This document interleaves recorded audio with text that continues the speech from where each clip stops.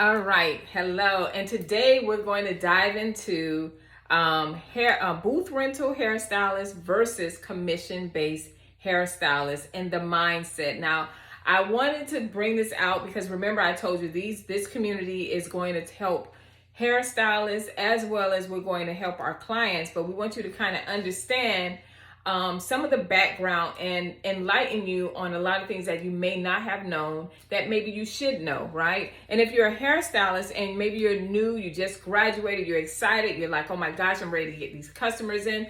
This will help you kind of determine which salon you should be looking for, okay?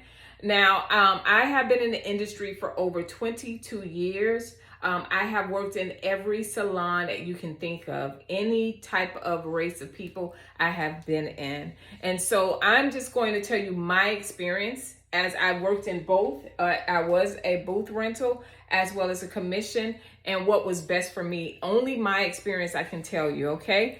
Okay, so we're going to go ahead and get started. So these are the three things we're going to talk about. We're going to talk about the booth rental versus commission-based hairstylists. However, we're going to also speak on how they get paid. We're going to talk about their experience and then the level of professionalism that you may experience as a client walking through the door. So how do they get paid? Now, booth renters, let's say you're fresh out of school or maybe you have a clientele already. It could be either or in a booth rental situation. Then when they come in, they're going to have to pay a booth rent. Whether that booth rent, I don't know. I haven't been doing hair for a few years now.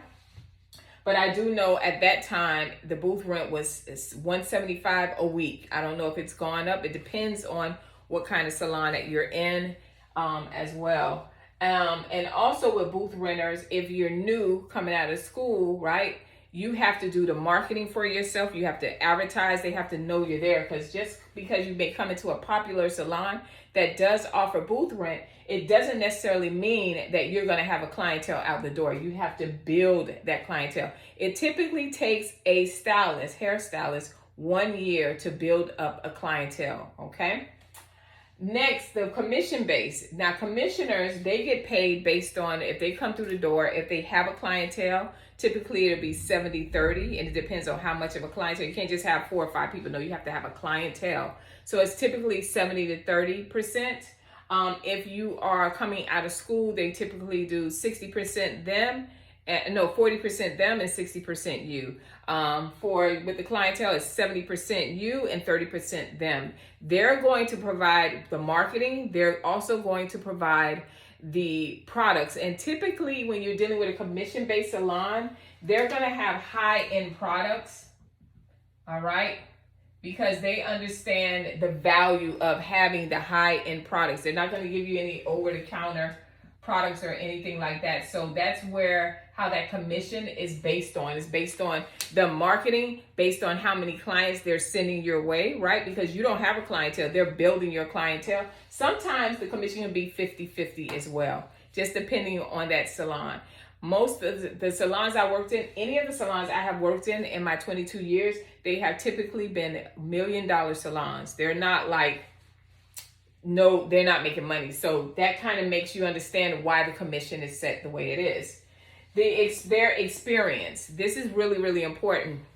When you're dealing in a booth rentals type of situation, a lot of times, I'm not saying it happens most, but from my experience, if I went to a school and it was all black school, I'm going to look for a salon that offers booth rent that I can do only black hair clients, okay? So that's the thing. I'm going to know how to do weaves, extensions. I'm going to learn how to cut hair, right? So these are the things that I'm going to have as my experience. Whereas a commission-based salon, they are limited too. And I'm going to tell you why. They have the option to work on all race of people, Black, Hispanic, Asian, Indian, all these different race of people. But a lot of times you'll have stylists that mentally, whether they realize it or not, they're like, oh no, I don't want to work on black hair because it's difficult. Remember, we're taught that. So we're taught that from school. So a lot of times they will limit themselves to only doing their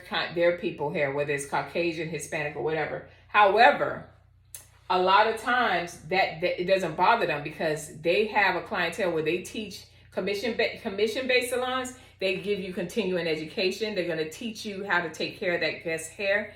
You can't mess up on color and different things like that. Like, they're going to stay on you. So if you make a boo-boo or whatever, they're going to put you in a continuing education class. So guess what? If you're giving your clients hair care and fabulous, beautiful hair all the time, your clientele is going to grow whether you limit it or not. Versus in a booth rental, your experience is going to be what it is. It's limited. And you have to pay for your continuing education. You have to invest in yourself a lot. In a commission base, they invest in their stylists. All right, they invest in their stylists. That's their business. Okay.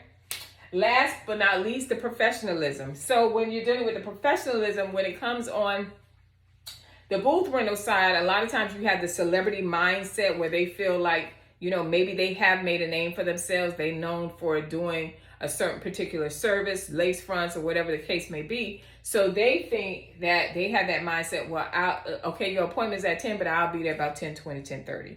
Okay, or I've scheduled 5 to 10 people at one time. Y'all all sit over there in the line and watch me. Okay, I got to go eat. The level of professionalism is different. A lot of times you won't have hairstylists that will give you a consultation. You just show them, hey, I saw this girl hair. She recommended me to you, and they're going to give you that service. A lot of times, and even in a booth rental salon, because I've worked in it, I'm only talking about my experience. You go to the salon, but your hair better be washed and ready. All I'm going to do is put my spritz, my gel, and my pomade and give you that style and add the weave to it if I have to sew it in. That is the experience. So that's the level of professionalism you're going to experience there. When it comes to 3, right? First of all, when you do call, they're going to find out what services you need. They may call you in for a consultation in a commission-based salon so they can examine your hair. Maybe you need a color correction. They have to be able to tell you they can do the color correction and take you through the steps of correcting that. I'm using that as an example. But the professionalism, you better be there on time. Why? Because they're paying you. Their name, maybe that salon is one of those high-end salons, right? Their name is on this. They have high-end products. They got the best clientele because they know where to market at, right? So you can't walk in there as a celebrity. You could be celebrity stylist, but you better be there on time. You better make sure that you take care of that client's hair. You better make sure when you do that shampoo that you give them the massage of a lifetime, all right? You got to make sure of these things, right? So that is the difference, the level of professionalism when it comes to that. Your clothing has to be intact. Your hair has to be intact. It has to be the same here, but a lot of times you'll get more relaxed here versus here, okay? So in a commission-based salon, you have to be dressed to the nines, okay? Because again, you're dealing with clients that you typically won't deal with. So this is the difference between a booth rental hairstylist and a commission-based hairstylist. So if you're a new hairstylist and you're like, I don't know where to go at, I would always suggest do a commission-based. This is just me.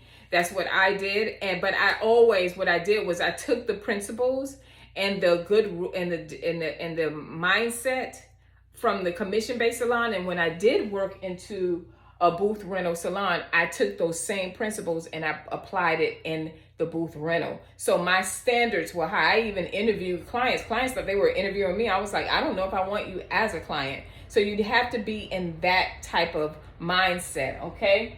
And so I'm bringing this out to you guys. So clients, now you kind of understand why you deal with the level of service that you deal with and why your stylist mindset is the way it is. Sometimes you'll have a booth rental stylist that their mindset is hustling. So they're just going to throw a number at you. Whereas a commission-based salon, they are hustling. They still have the same mindset, but they're more controlled, right? By a whole nother level of people that may not even be hairstylists, but they are managers, they are owners, right? And so they know what they want and what they expect. I hope this helps you. I'll see you guys in the next video. Bye.